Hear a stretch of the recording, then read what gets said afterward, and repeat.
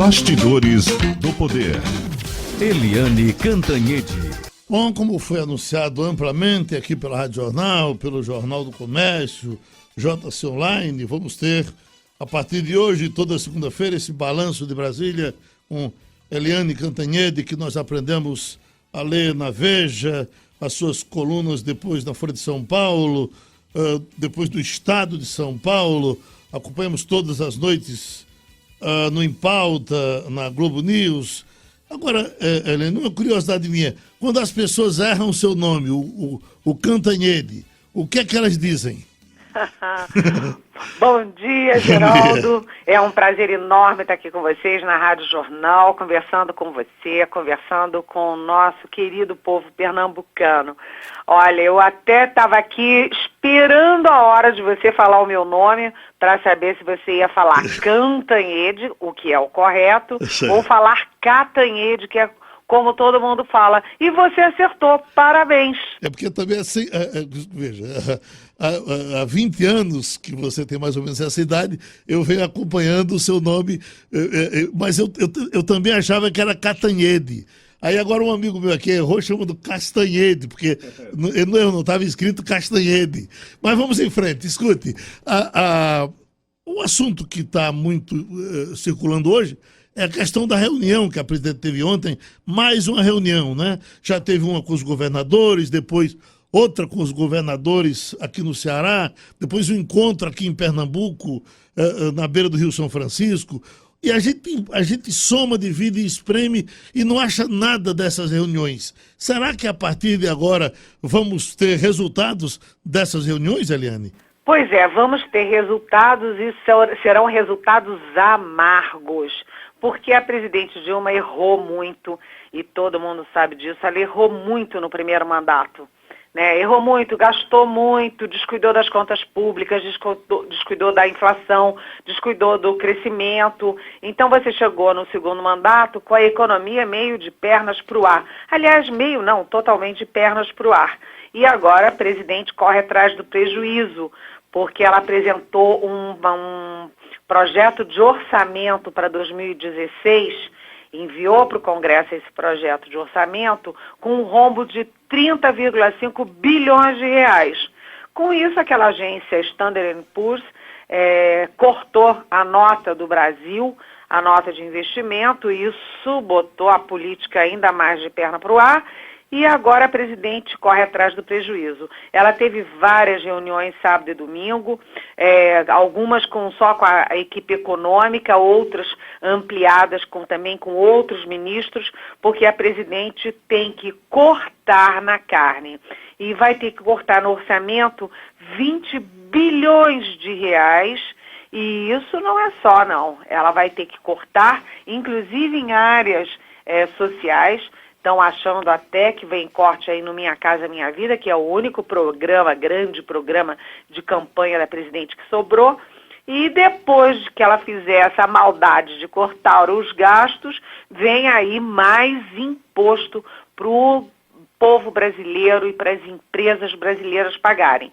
Então, nesse momento, a presidente tenta o seguinte equilíbrio: cortar despesas e aumentar a receita. E isso significa que nós é que vamos pagar a conta aí dos erros da presidente Dilma. Não é verdade, Geraldo? E do seu jornal aqui, o Estadão, eu até recortei na leitura de ontem, primeira página: movimentos sociais ameaçam deixar Dilma em meio à crise política. Quer dizer, nós já estamos com a população quase toda deixando, e você tem aqui ali esse pessoalzinho que se junta e tal, faz um barulhinho muitas vezes em cima de interesses que alguns têm e estão conseguindo, de ONGs, etc. Se esses movimentos deixarem, aí como é que fica, Eliane? Pois é, aí é que está o X da questão. A presidente está num fio da navalha, porque ela precisa efetivamente botar as contas em dia, portanto ela precisa cortar gastos e ela precisa aumentar a receita com imposto, mas a base que sobrou para ela, que você diz que ainda faz um barulhinho, essa base não aceita essas medidas, como não aceita o ministro da Fazenda, Joaquim Levy.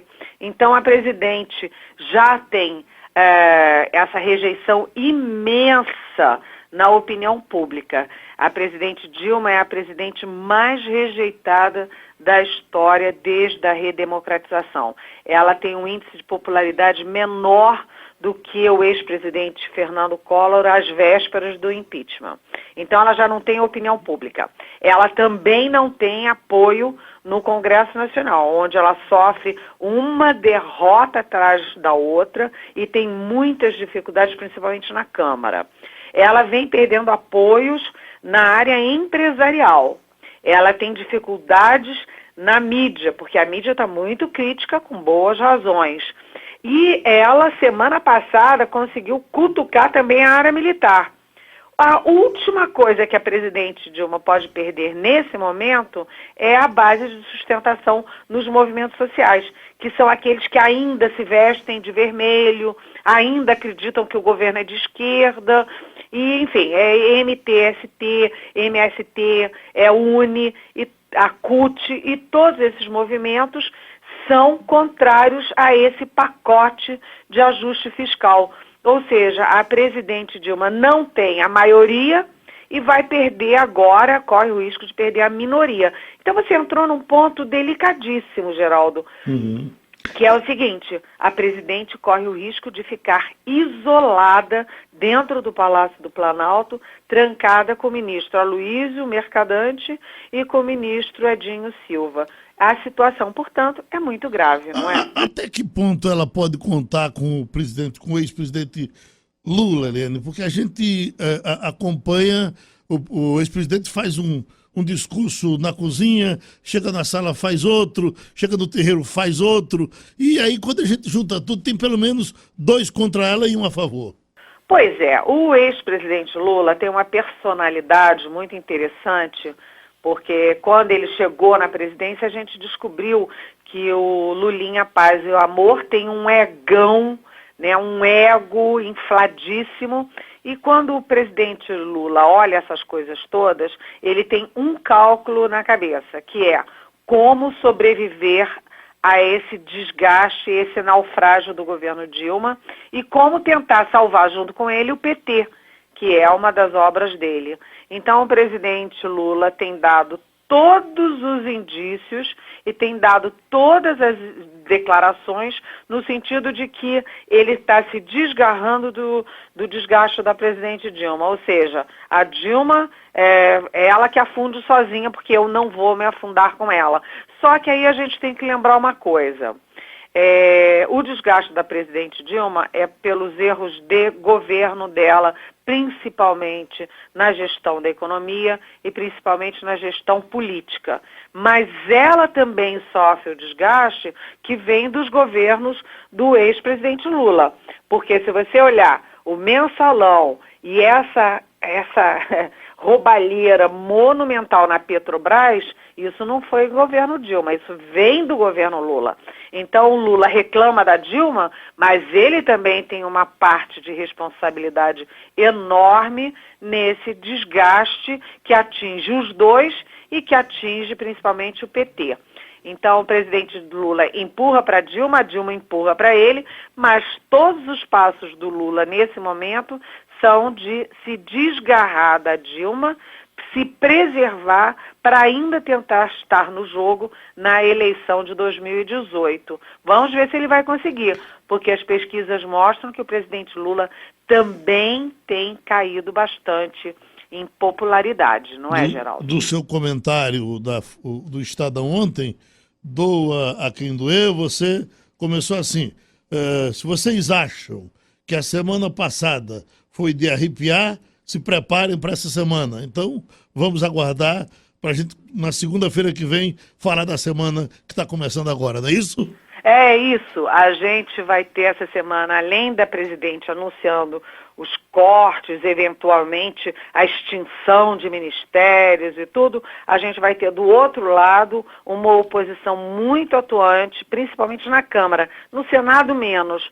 mas muito na Câmara, e a palavra impeachment já é pronunciada com uma certa desenvoltura. Eu diria uma desenvoltura preocupante, porque impeachment não é uma brincadeira, é uma decisão muito grave. E a gente vai conversar sempre a partir dessa semana, toda segunda-feira às 8h30 da manhã, para a gente bater esse papinho sobre a política diretamente aqui de Brasília. É um prazer enorme, viu, Geraldo? Para a gente também. Eliane Cantanhede falou com a gente aqui na Rádio Jornal Pernambuco, falando para o mundo.